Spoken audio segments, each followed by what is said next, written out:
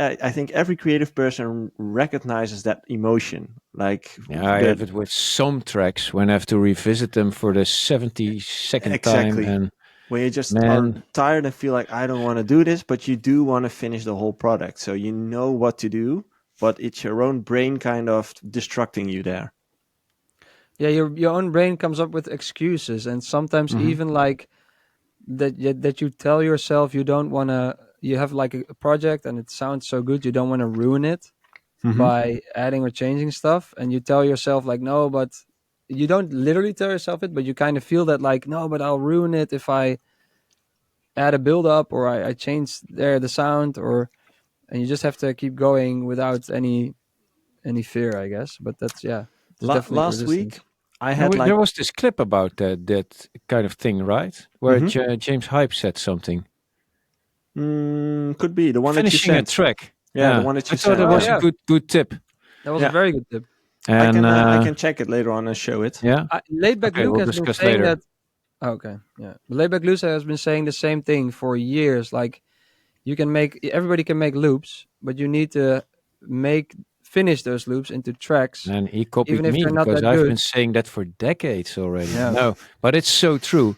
Making a good loop, making like 45 minutes of really cool music isn't that hard.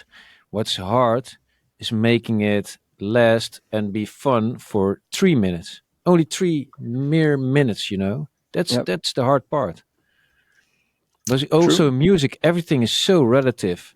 The first 15 seconds define how the second 15 seconds will be perceived, you know. And if you just only focus on the second 15 seconds and you think this is really cool, hey, you do have to, you need that intro, and that intro will define if it will be cool or not.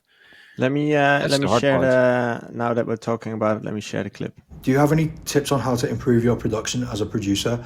Yeah, I think you want to work on finishing a lot of stuff. So a lot of producers that I know, they'll start an idea and then they'll think it's the best thing ever, and then they'll just listen to it on repeat for like weeks and then never make any progress with it because they're almost like scared to ruin it. And I know I've done that in the past. But what I found super useful, I used to just make a bootleg remix every single week and put it on SoundCloud. Some of them were but some of them were all right. And just through the process of finishing the tunes, I got good at finishing tunes.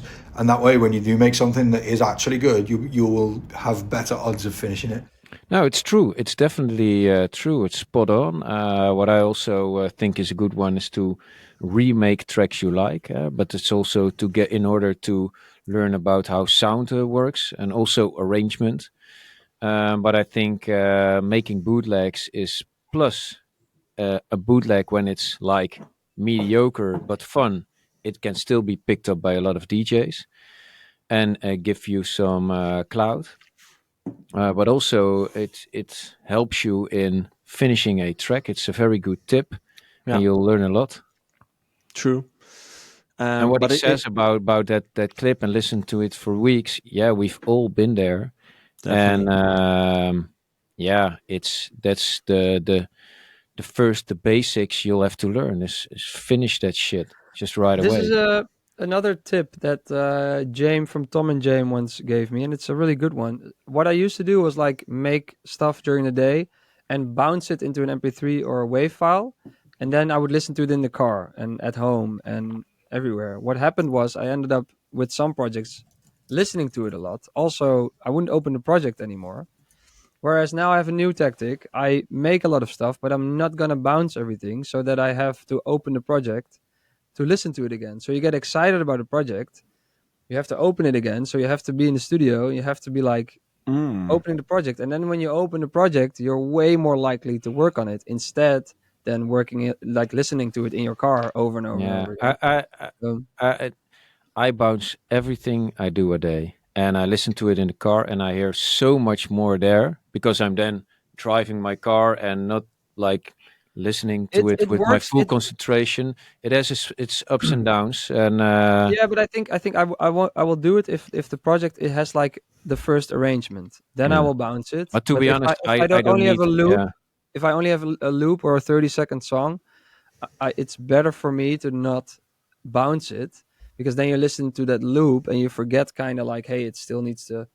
build up and still needs to have a whole arrangement. But to be honest, I think I finish around 75% of what I start.